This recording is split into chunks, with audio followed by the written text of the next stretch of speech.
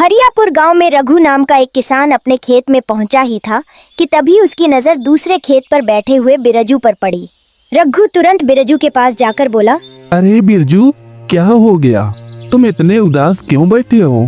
क्या कहूँ, इस बार मेरी फसल पूरी तरह से बर्बाद हो गई। अब तो बीज खरीदने के लिए भी पैसे नहीं बचे हैं। अरे चिंता मत करो, ईश्वर से प्रार्थना करो, वो तुम्हारी मदद जरूर करेगा। मैं सोच रहा हूँ कि सेठ रामलाल से थोड़ा कर्ज ले लेता हूँ। जब अगली फसल अच्छी होगी तो उसका कर्ज चुका दूंगा। रघु का चेहरा गुस्से से तमतमा उठा। उसे सेठ रामलाल का नाम सुनते ही अपने गांव के उजड़े चेहरे याद आने लगे। अरे तुम पागल हो गए हो क्या बिरजू? तुम नहीं जानते कि सेठ रामलाल कितना लालची है? उसने न जाने कितनों की जमीनें छीनी है और न जाने कितनों को घर से बेघर कर दिया है। अरे तो मैं क्या करूँ भाई, मेरे पास तो कोई और रास्ता भी नहीं है। मेरा बेटा है, बीवी है, माँ है, सबका पेट कैसे पालूं? देखो मित्र, तुम कोई और उपाय सोचो, लेकिन मैं तुमको सेठ रामलाल के पास नहीं जाने दूंगा। अब तुम मुझे ही देख लो,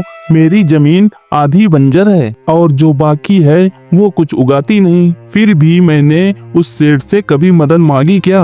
अरे भाई, तुम मदद मांगोगे भी कैसे? तुम्हारी जमीन तो खुद कर्ज के लायक ही नहीं है। वैसे तुम्हारी सलाह तो ठीक है, पर क्या करूँ, मुझे कोई और चारा नहीं दिखता। चलो अब मैं चलता हूँ। इसके बाद बिरजू वहाँ से चला जाता है।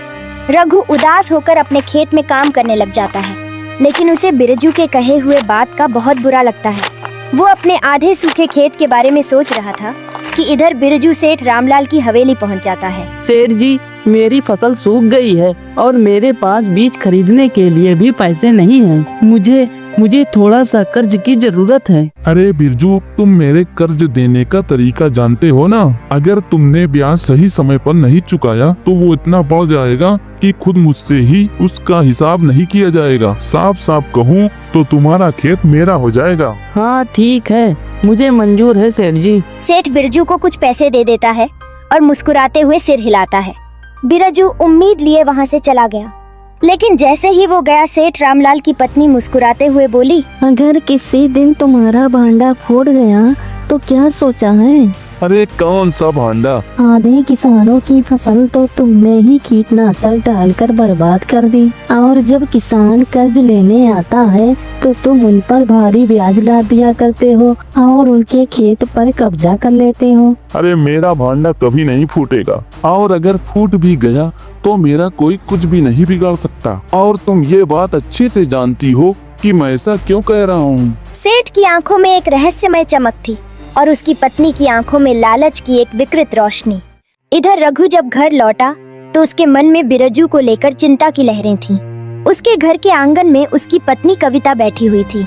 रघु अपनी पत्नी कविता को सारी घटना बताते हुए चिंतित स्वर में बोला, अरे कविता, न जाने ये गांव वालों को क्या हो गया है। मैंने बिरजू को बहुत समझाने की कोशिश की, लेकिन वो तो बस एक ही रट लगाए बैठा था। मुझे सेठ जी से कर्ज लेना है तो लेना है, और अब तक तो जा कर ले भी लिया होगा। देखना कविता, उसका खेत भी अब उसके हाथ से चला जाएगा। न जाने इस लालची सेठ का अंत कब होगा और गांव वालों को कब इससे मुक्ति मिलेगी। कविता सोच में डूब जाती है। रघु बस हल्के से मुस्कुरा देता है और फिर खाना खाकर सो जाता है।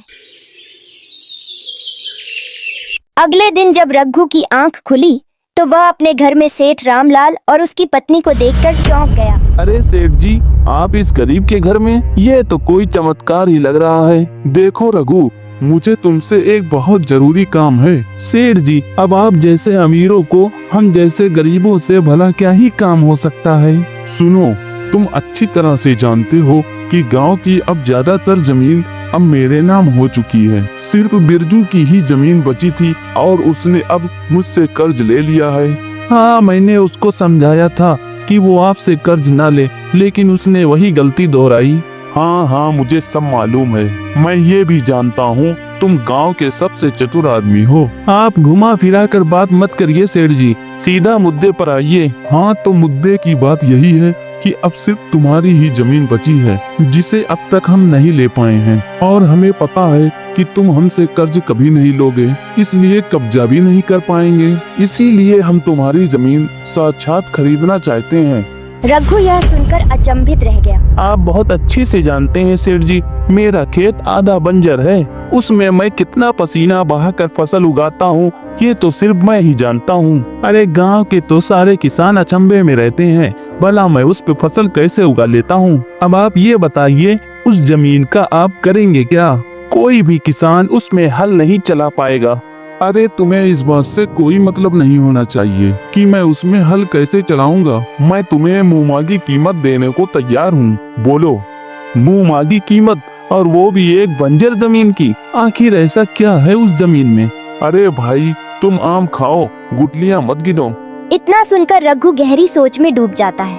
थोड़ी देर बाद रघु बोला, देखिए सेठ जी, मैं एक किसान हूँ और मैं अपनी जमीन मुंह मांगी कीमत पर नहीं बेचूंगा, क्योंकि ये जमीन मेरे पूर्वजों की निशानी है। इतना सुनकर सेठ की पत्नी धीरे से सेठ के कान में बोली, अरे मैंने आपसे कहा था ना, ये मूर्ख है, ये कभी नहीं मानेगा। इधर रघु की पत्नी कविता रघु के कान में धीमी आवाज में कहती है, तुम जानते हो सेठ रामलाल का पूरे गांव में दबदबा है। अगर उसने खेत पर कब्जा कर लिया तो हम चाह कर भी कुछ नहीं कर सकते। इसलिए जो रकम सेठ दे रहा है उसे ले लो, वैसे भी तुम्हारा खेत तो आधा बंजर है। रघु का मन नहीं मान रहा था, लेकिन कविता के शब्दों ने उसे सोचने पर मजबूर कर दिया। कविता तुम सही कह रही हो, लेकिन चलो ठीक है सेठ जी, मैं तैयार हूँ। हाँ ये हुई बात। चलो अब तुम्हारे पिता का सारा कर्जा माफ कर दिया और आज से तुम्हारा खेत भी मेरा हो गया। मेरे पिता का कर्ज?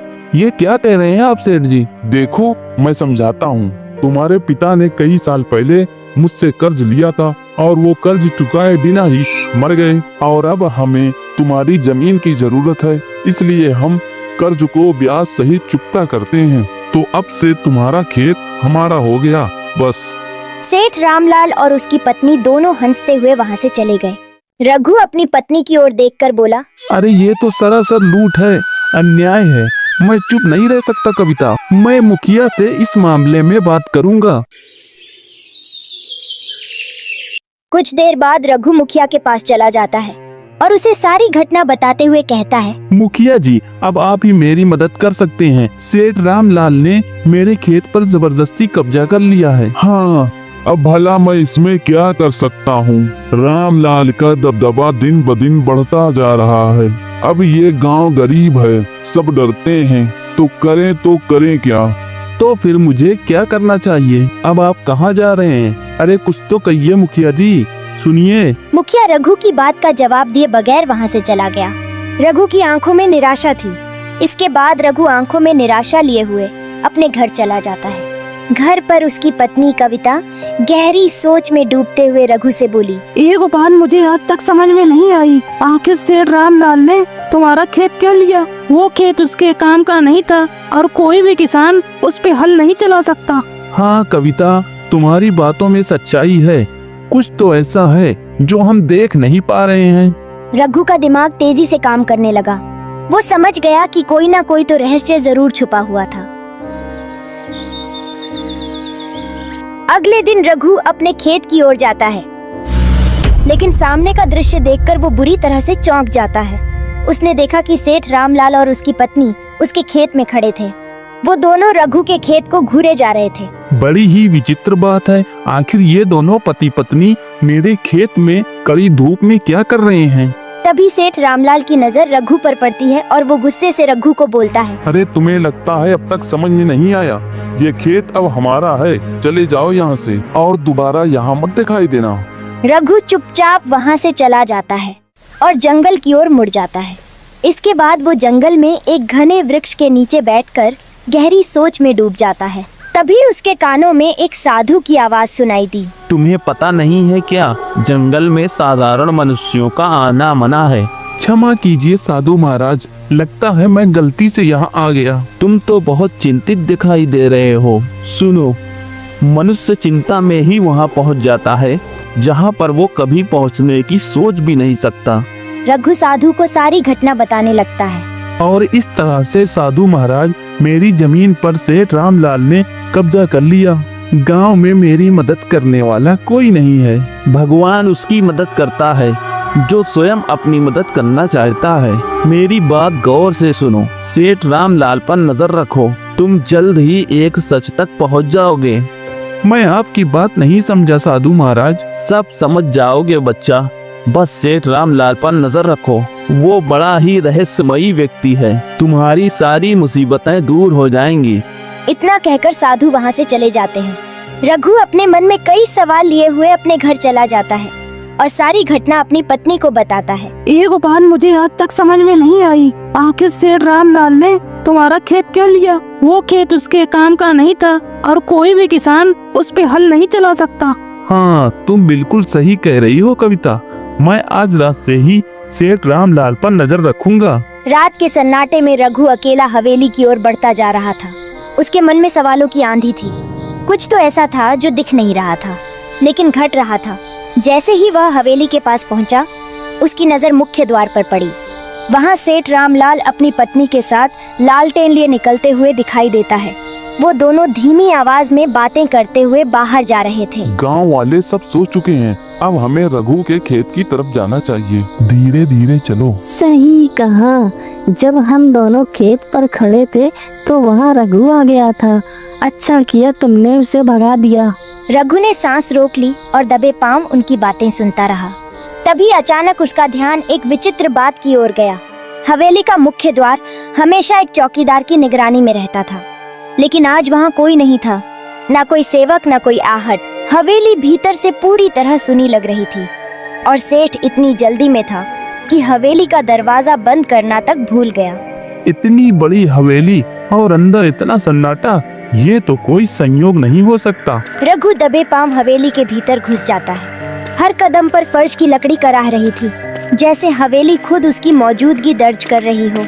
तभी उसके कानों में एक कराह घुसती है, धीमी टूटी हुई लेकिन तीखी। बचाओ, कोई है क्या? ये आवाज तो किसी कैदी की पीड़ा की है। रघु उस आवाज की दिशा को पहचानता है और गलियारे में आगे बढ़ जाता है। वहाँ एक कमरा था जिसकी कुंडी बाहर से लगी हुई थी। आवाज उसी कमरे से आ रही थी। उसने बिना शोर किए कुंडी खोली और भीतर झांका। कमरे में एक 14 वर्षीय बालक कुर्सी से बंधा था और उसके मुंह में कपड़ा ठूसा हुआ था। रघु ने फुर्ती से आगे बढ़कर उसके मुंह से कपड़ा हटाया और रस्सियां खोली। लड़का बुरी तरह थका हुआ डरा हुआ था, लेकिन उसकी आंखों में राजसी तेज था। कौन हो तुम और तुम्हें यहाँ बांध कर क्यों रखा गया है? मेरा नाम आदित्य है। मैं राजकुमार आदित्य हूँ, राजा विक्रम का पुत्र। रघु का चेहरा सफेद पड़ गया, जैसे किसी भूले इतिहास का पन्ना अचानक सामने आ गया हो। क्या राजकुमार? लेकिन तुम यहाँ कैसे? 4 साल पहले मेरा अपहरण हुआ और जब मुझे होश आया तो मैं इस जगह पर बंधा हुआ था और मेरे सामने एक मोटा आदमी खड़ा था जो मुझसे एक रहस्य जानना चाहता था। इस गांव में एक खेत है जिसके नीचे सोने की मणि दबी हुई है। ऐसी मणि जो किसी भी व्यक्ति को, जो किसी भी वस्तु को छुए तो उसे सोने में बदल सकती है। उस आदमी को किसी तरह से इस रहस्य का पता चल गया और 4 साल से वो मुझसे वही पूछ रहा है, लेकिन मैंने उसे कुछ नहीं बताया क्योंकि मैं जानता था जैसे ही मैं सच्चाई बताऊंगा वो मुझे मार देगा। रघु गहरी सोच में डूब जाता है। उसके चेहरे पर चिंता और आश्चर्य दोनों एक साथ उभर आती है।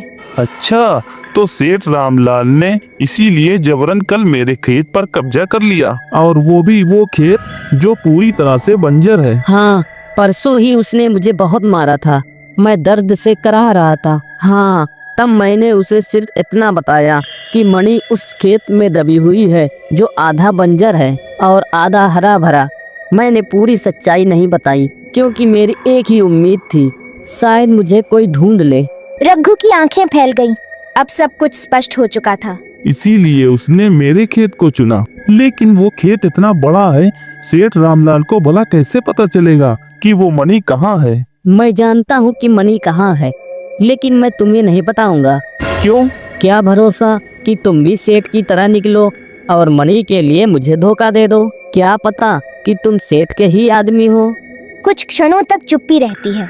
फिर रघु के चेहरे पर हल्की मुस्कान आई और आदित्य की आंखों में देखकर बोला, मुझसे डरने की जरूरत नहीं है, मैं तुम्हारी मदद करूंगा, लेकिन तुम ये बात किसी को मत बताना कि मैं यहाँ पर आया था। आज रात ही मैं तुम्हारे पिता राजा विक्रम से मिलने जाऊंगा और मैं उन्हें सब कुछ बताऊंगा, ठीक है?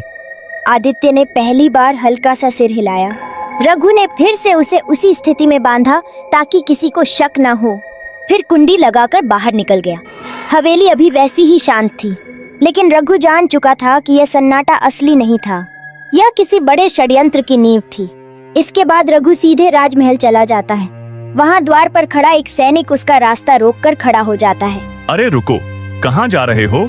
रात के समय कोई भी महल में प्रवेश नहीं कर सकता। अरे भाई, मुझे महाराज से मिलना अत्यंत आवश्यक है। मैं उनके 4 वर्ष पूर्व गायब हुए पुत्र के बारे में जानता हूँ। जाकर जल्दी से महाराज को बताओ। सैनिक चौंक गया। उसने बिना विलंब किए रघु को राजकक्ष तक ले जाता है, जहाँ राजा विक्रम सिंह रानी सौम्या के साथ विराजमान थे। कौन है यह युवक और तुम इसे मेरे कक्ष में क्यों ले आए? महाराज, यह व्यक्ति कहता है कि इसे राजकुमार आदित्य के बारे में जानकारी है। क्या तुम्हें वास्तव में पता है मेरा पुत्र कहाँ है? क्या तुम सच बोल रहे हो? यदि हाँ, तो मैं तुम्हें ऐसा इनाम दूंगा जिसकी तुम कल्पना भी नहीं कर सकते। हाँ महाराज, मैं सच कह रहा हूँ, लेकिन ये सब मैं इनाम के लिए नहीं कर रहा हूँ।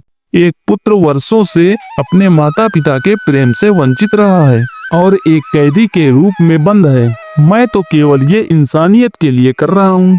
रघु ने उन्हें सारी घटना विस्तार से बता दी। सुनकर रानी की आंखें भर आईं और राजा की मुट्ठियां कस गईं। सैनिकों, चलो, सेठ रामलाल की हवेली चलना है अभी। कुछ ही समय बाद राजा, रानी, रघु और सैनिक सेठ रामलाल की हवेली के बाहर थे।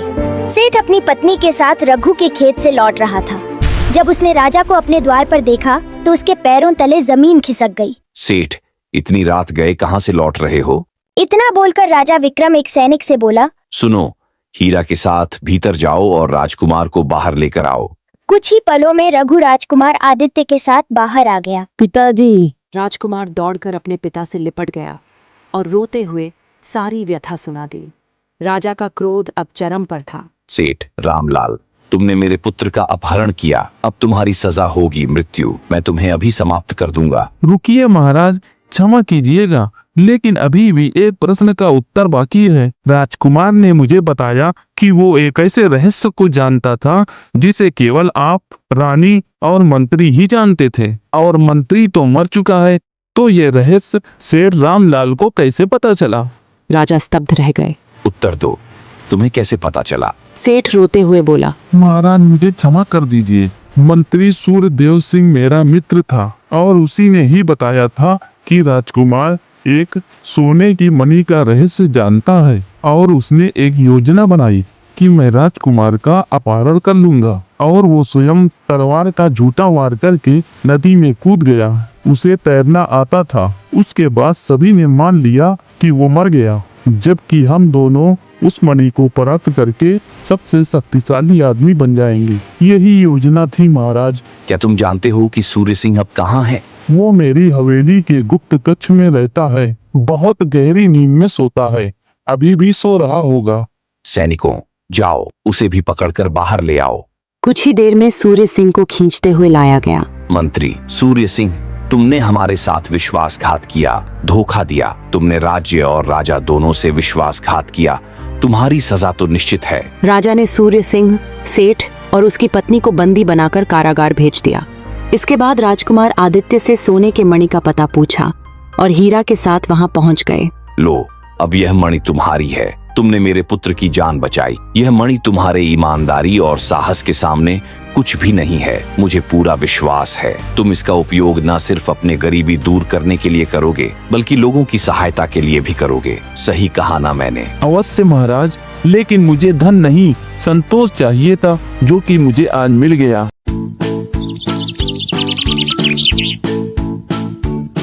ये कहानी एक ऐसे घर की है जो बाहर से बिल्कुल आम लगता था, लेकिन अंदर बहुत कुछ अलग चल रहा था। इस घर में रहती थी एक माँ और उसके 2 बेटे, नीरज और विक्की। नीरज बड़ा था, लेकिन सिर्फ उम्र में जिम्मेदारी में नहीं, दिन भर मोबाइल में घुसा रहता, या तो गेम खेलता या सोता रहता। माँ अगर बोलती नीरज, बेटा जरा पानी भर दे। तो फौरन जवाब आता, माँ अभी तो किया था, थोड़ी देर बात कर लूंगा। लेकिन वो थोड़ी देर कभी आती ही नहीं थी। दूसरी तरफ विक्की था, छोटा लेकिन बिल्कुल जिम्मेदार। वो माँ का हर काम बिना कह कर देता था, पढ़ाई में भी अच्छा था। माँ अक्सर सोचती थी काश नीरज भी विक्की जैसा बन जाए, लेकिन कहती कुछ नहीं थी। एक सुबह की बात है, माँ ने कहा, नीरज बेटा दूध खत्म हो गया है, जरा ले आ। नीरज पलंग पर लेटा था, आंखें मोबाइल में कड़ी थी। उसने बिना देखे जवाब दिया, माँ अभी तो उठा था, विक्की से बोल दो ना। विक्की बर्तन धोते हुए बोला, भैया को तो उठने में भी थकावट होती है माँ। माँ हल्का सा मुस्कुराई, पर अंदर से थोड़ी टूटी हुई थी। एक शाम एक ऐसा कॉल आया जिसने जिंदगी की राह ही बदल दी। शाम के 6 बजे थे, घर में शांति थी। अचानक माँ का फोन बजा। वो पापा का कॉल था। मैं बाइक से गिर गया हूं, हाथ में फ्रैक्चर है, हॉस्पिटल जा रहा हूं। माँ घबरा गई, तुरंत निकल पड़ी। विक्की साथ था। अब घर में सिर्फ नीरज अकेला रह गया था। पहले तो वो आराम से बैठ गया, लेकिन जैसे जैसे रात हुई, खामोशी उसे काटने लगी। पहली बार जब नीरज ने खुद से कुछ किया, रात को माँ और विक्की घर लौटे। माँ थकी हुई थी, कुछ बोली नहीं। नीरज ने धीरे से पूछा, माँ खाना बना दूं? माँ ने सिर हिलाया, नहीं बेटा मैं कर लूंगी। लेकिन उस रात नीरज ने चुपचाप चाय बनाई और विक्की के लिए खाना गर्म किया। सुबह माँ की आंख खुली तो देखा नीरज झाड़ू लगा रहा था। फिर वो किचन में घुसा और खुद से पराठे बनाने लगा। विक्की चुपचाप देख रहा था, कुछ समझ नहीं पा रहा था। अगले 3 दिन में नीरज ने सब किया, सब्जी लाना, माँ की दवाई देना, विक्की का बैग बनाना, बर्तन धोना, और उसने एक भी शिकायत नहीं की। उसे समझ आ गया था कि माँ हर दिन क्या झेलती है। पापा ने घर में शांति देखी और पूछा, ये सब कैसे संभल गया? माँ मुस्कुराई, जो कभी काम से भागता था आज सबसे पहले उठता है। पापा ने पहली बार नीरज को गले लगाया। नीरज मुस्कुरा रहा था, लेकिन आंखें नम थी। इस कहानी से हमें यह सीख मिलती है, काम से भागकर हम खुद से भागते हैं। जब हम जिम्मेदारी उठाते हैं, तभी घर और जिंदगी दोनों संभलते हैं। जो लोग अपनी माँ और पापा से प्यार करते हैं, वो इस वीडियो को लाइक करें और हमारे चैनल को सब्सक्राइब जरूर करें।